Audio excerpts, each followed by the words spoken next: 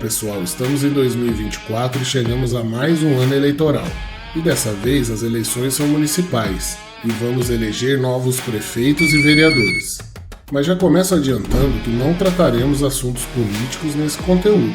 O objetivo aqui é dar minha contribuição sobre a ótica de tecnologia para uma das questões eleitorais mais polêmicas dos últimos tempos. Então me diz aí, as urnas eletrônicas são realmente confiáveis ou não? Na era das redes sociais, a polarização dificulta a discussão de alguns temas. Ainda mais se imaginarmos que hoje, no comando de cada smartphone, encontra-se um especialista de todo e qualquer assunto. Todo mundo se acha em condições de dar opiniões e fazer análise de tudo quanto é coisa. O resultado disso tem sido a geração e disseminação de informações falsas em larga escala. Por isso, pensei em trazer dados e fatos concretos que vão ajudar a criar sua opinião sobre a confiança do nosso processo eleitoral. Isso mesmo, não quero convencer ninguém de nada. Só quero trazer informações pautadas na verdade, que ajudaram a criar minha própria visão sobre esse assunto, e espero contribuir para que você chegue à sua conclusão.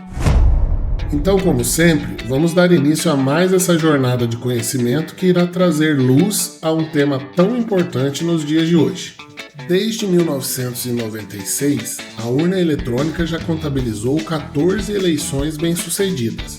Esse ano será a 15ª. Para não ampliar muito o tema desse vídeo, decidi focar nas etapas e processos utilizados na eleição, que garantem sua segurança e principalmente sua transparência. E isso é muito interessante, porque nas minhas pesquisas para entender sobre o assunto, imaginei que segurança seria o tema principal que permearia durante todo o tempo. E já antecipando um pouco a minha conclusão, entendi que só podemos atingir um alto nível de segurança se apostarmos em dar transparência ao processo a todo momento.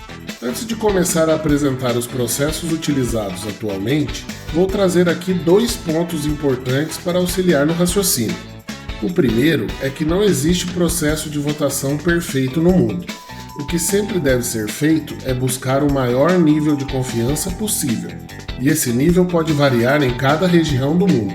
Pois se pensarmos bem, um país que tiver um alto nível de confiança no processo de votação manual não precisa adotar processos eletrônicos.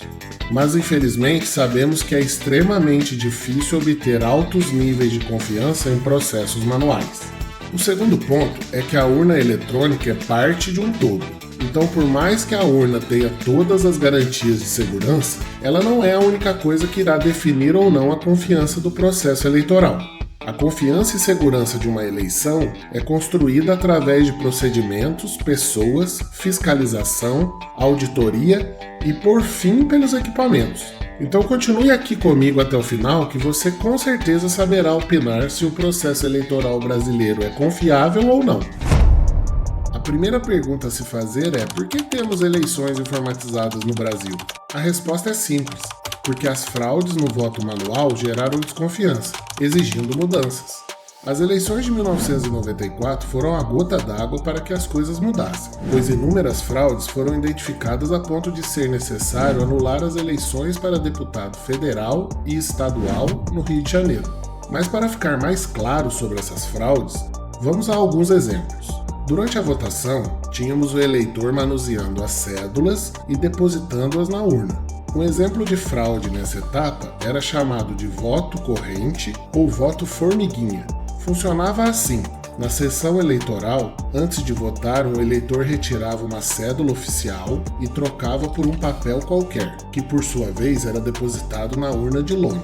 A segunda parte da fraude acontecia fora do local de votação, quando outra pessoa assinalava a candidatura de sua preferência na cédula oficial e a entregava para o próximo eleitor, pedindo que ele trouxesse a cédula oficial em branco que recebesse. Esse processo se repetia sucessivamente, comprometendo o voto de inúmeros eleitores. Também tinha a fase de custódia das urnas. Naquela época, as urnas tinham que ser protegidas fisicamente, antes, durante e depois das eleições. Um exemplo de fraude nessa etapa eram as urnas grávidas. Ocorria antes da votação, quando cédulas já preenchidas eram depositadas na urna de lona. Com isso, a urna que deveria estar vazia no início da eleição já chegava à sessão eleitoral recheada de votos. Ao detectar esse grande número de fraudes, o caminho foi dar início a uma mudança drástica no processo eleitoral brasileiro. E para isso, foram estipuladas 3 premissas. A primeira seria reduzir a intervenção humana. Tínhamos que tirar a mão humana do processo de apuração de votos. Mas as pessoas não iam deixar de existir no processo eleitoral. Assim, para as partes que ainda deviam ter intervenção humana, entraram os procedimentos seguidos de transparência, muitos destes serão vistos daqui a pouco. A segunda premissa era de desenvolver um processo próprio de votação, considerando a realidade, organização e as leis do nosso país. Um exemplo simples de aplicação dessa estratégia está no teclado da urna eletrônica, no qual os números estão organizados na sequência de um telefone. Isso foi definido para que qualquer brasileiro pudesse utilizar a urna, visto que fazer uma chamada telefônica é entendido como algo comum. E a terceira premissa era de desenvolver um equipamento próprio. O caminho não era procurar empresas pelo país ou pelo mundo para comprar um equipamento pronto. O Brasil, enquanto nação, optou em construir o seu projeto de equipamento de votação. E nós somos um dos únicos países que tomaram essa decisão. Outros países buscaram empresas para aquisição de seus equipamentos. E como foi feito o projeto da urna? Em 1995, o TSE reuniu especialistas do INPE, Aeronáutica, Exército, Marinha e o CPQD, para que juntos definissem os requisitos da primeira urna eletrônica, chamado de coletor eletrônico de votos. Para projetar, desenvolver e fabricar a urna eletrônica para as eleições de 1996, foi aberta uma licitação pelo Tribunal Superior Eleitoral, tendo a empresa brasileira Omnitec como a selecionada para o desenvolvimento da urna. Em 1997, a urna passou por um aperfeiçoamento e chegou ao modelo utilizado até os dias de hoje. Algumas considerações técnicas sobre o projeto.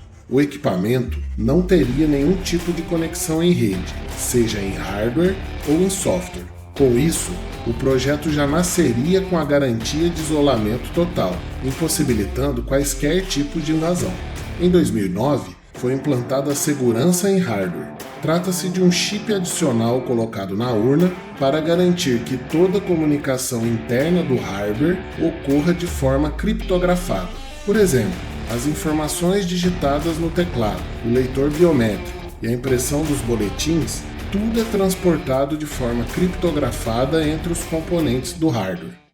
Já que foi mencionado o tema criptografia, e este será utilizado em mais partes do conteúdo, vou tentar explicar da maneira mais simples possível. A criptografia embaralha os dados para que só quem tiver a chave correta possa entendê-los. Vamos a um exemplo prático. Imagine que você gerou a seguinte informação. Eu gosto muito dos vídeos do canal.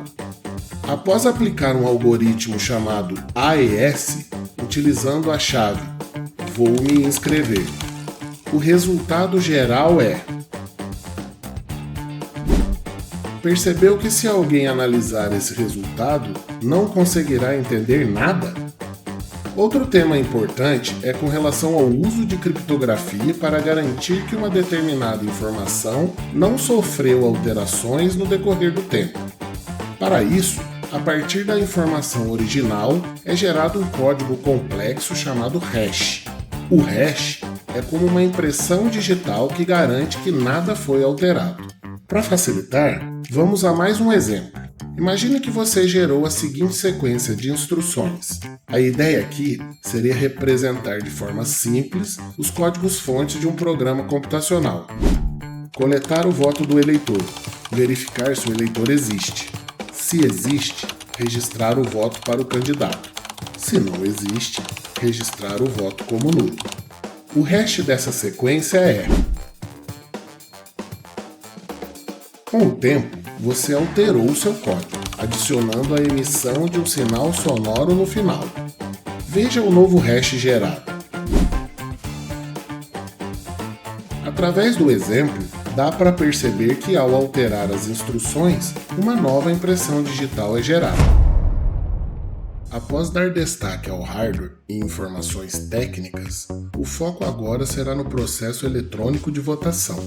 Ao analisar as etapas do processo, destaquei aquelas que possuem os principais pontos de fiscalização e auditoria. Na etapa 1, ocorre o desenvolvimento dos sistemas. Neste período, é apresentado o código-fonte dos sistemas, liberando para que quaisquer testes sejam realizados pela sociedade e entidades fiscalizadoras. Na etapa 2, é realizada a lacração dos sistemas. Através de assinatura eletrônica e geração dos hashes, a versão do sistema que será utilizada na eleição será fixada. Na etapa 3, ocorre a geração das mídias. Nesse momento, são criadas as cópias das versões lacradas para implantar em cada urna que participará da eleição. Na etapa 4, as urnas eletrônicas são preparadas através da instalação da versão lacrada dos sistemas. Todas as cópias dos sistemas das urnas devem ser exatamente a versão que foi lacrada. Na etapa 5, ocorre a preparação da votação, através da publicação da tabela de correspondência das urnas. Na etapa 6, que corresponde ao dia da eleição, vários procedimentos são executados para garantir a integridade da votação. Alguns deles irei apresentar daqui a pouco. Na etapa 7, que é logo após o encerramento da eleição, a principal preocupação está na geração de evidências para garantir a transparência e demonstrar a confiança no processo eleitoral. Mas antes de entrar nos detalhes de cada uma das etapas, vamos esclarecer uma questão muito importante. Quem são os responsáveis pela fiscalização e auditoria do processo eleitoral? O principal grupo com essa responsabilidade são as chamadas entidades fiscalizadoras. Atualmente, há um grande número de instituições que fiscalizam nosso processo eleitoral, e esse número tem aumentado a cada eleição. Dentre elas se destacam os partidos políticos, federações e coligações, o Ministério Público, a Ordem dos Advogados do Brasil, o Congresso Nacional, a Polícia Federal e a Sociedade Brasileira de Computação. Além das entidades, recentemente o TSE adicionou mais 2 grupos, a Comissão de Transparência das Eleições e o Observatório de Transparência Eleitoral. Historicamente, temos uma adesão muito baixa das entidades fiscalizadoras no acompanhamento do processo eleitoral. Mas ultimamente, sabemos que depois que o tempo passa, algumas dessas entidades são as primeiras a colocar em xeque a confiança das urnas. Sei. Trazendo para o popular, quando é para fazer não faz nada, depois só reclama. E esse comportamento, ao ser divulgado nas redes sociais, somado ao desconhecimento por parte da sociedade, gera uma enxurrada de informações falsas, criando desconfiança no processo eleitoral.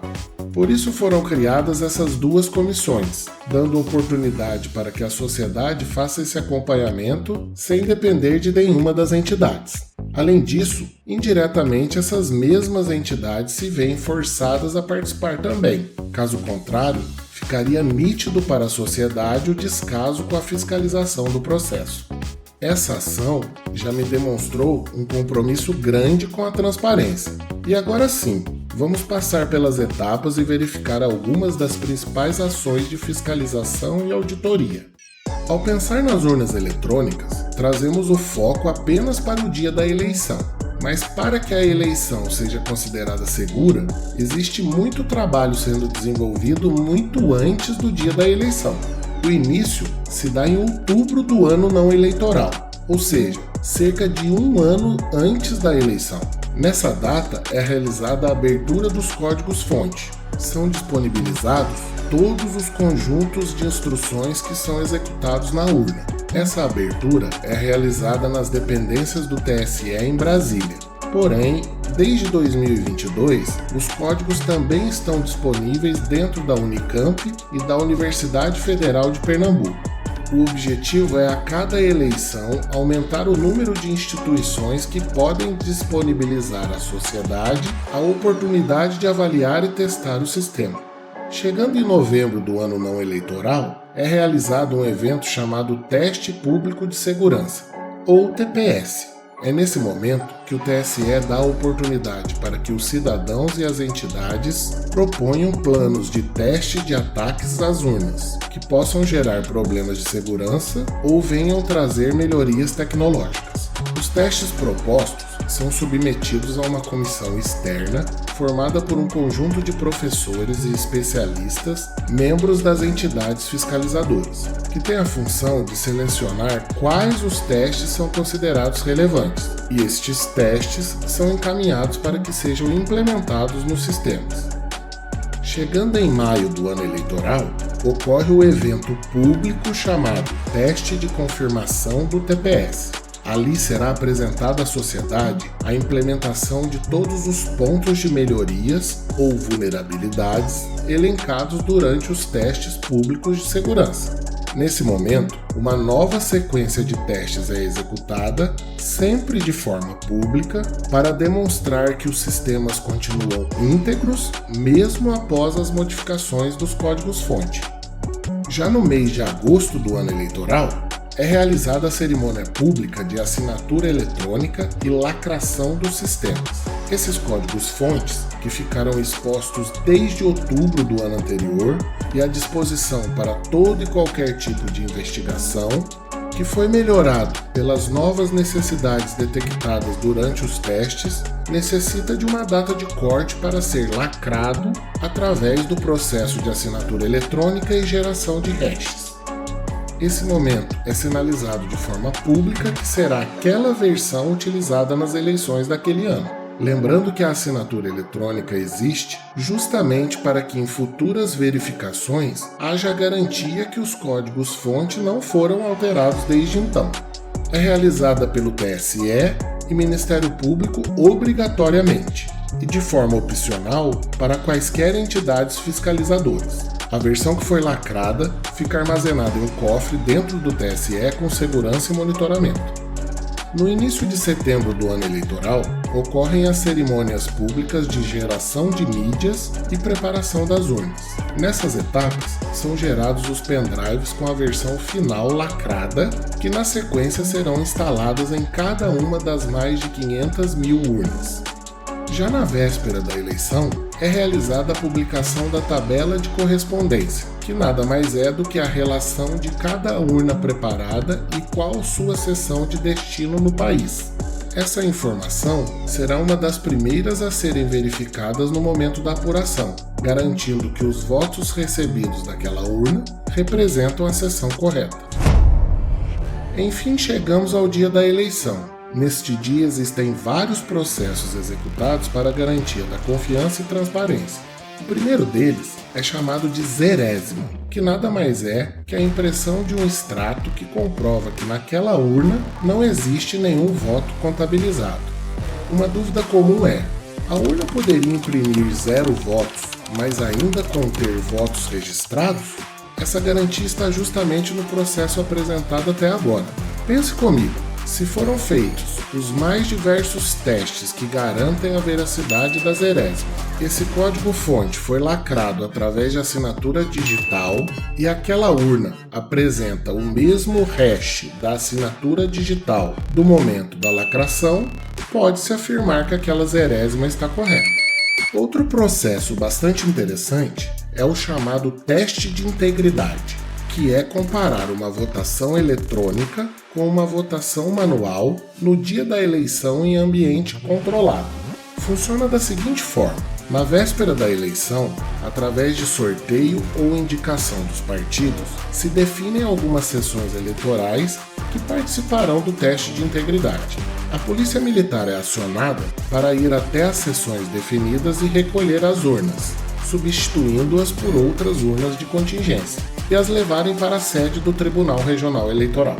No dia seguinte, essas urnas são ligadas e entram em funcionamento como se elas estivessem operando normalmente. Porém, com uma diferença: os votos que serão dados na urna serão abertos, acompanhados por uma equipe de auditoria externa, gravado, e recentemente estão sendo transmitidos ao vivo via YouTube.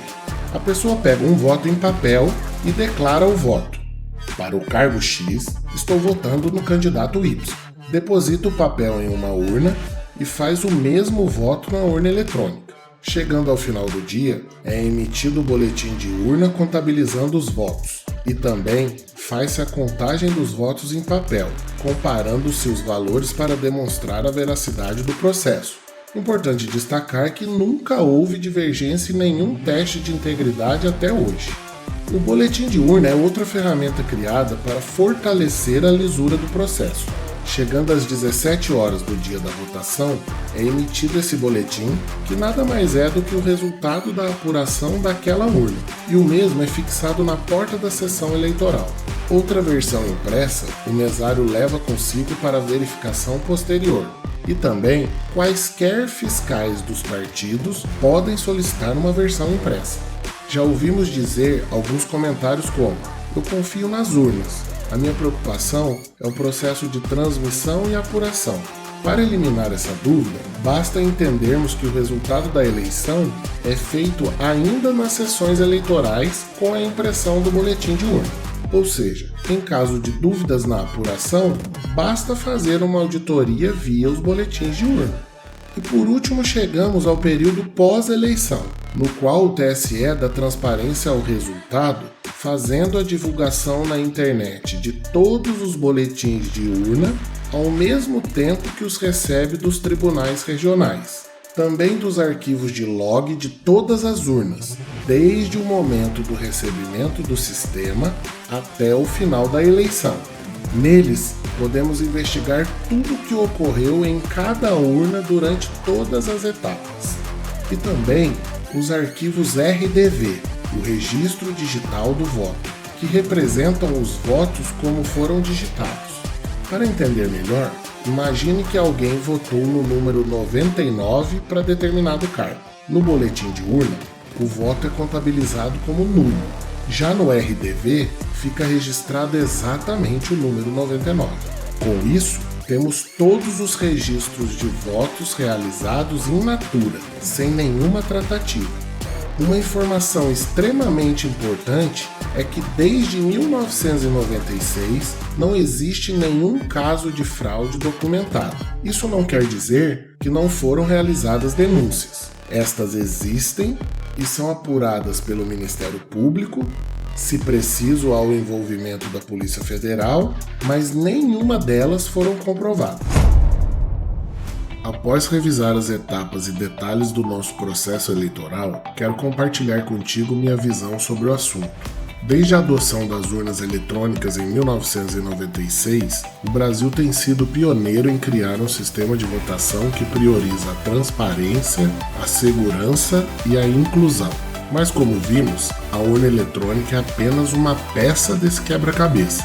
A confiança no nosso sistema eleitoral é construída com base em procedimentos rígidos, auditorias públicas e uma vigilância constante para garantir que cada voto seja contado de forma justa e segura. Por isso, a minha conclusão foi que até o presente momento, nosso processo eleitoral e nossas urnas eletrônicas podem ser considerados confiáveis, pois através da tecnologia e seus procedimentos rígidos e transparentes, nenhuma das denúncias de fraude foram comprovadas. No mundo da tecnologia, é impossível afirmar que algo nunca vai acontecer, pois a evolução é rápida e constante tanto para o bem quanto para o mal. Essa é a razão por ter utilizado a sentença até o presente momento.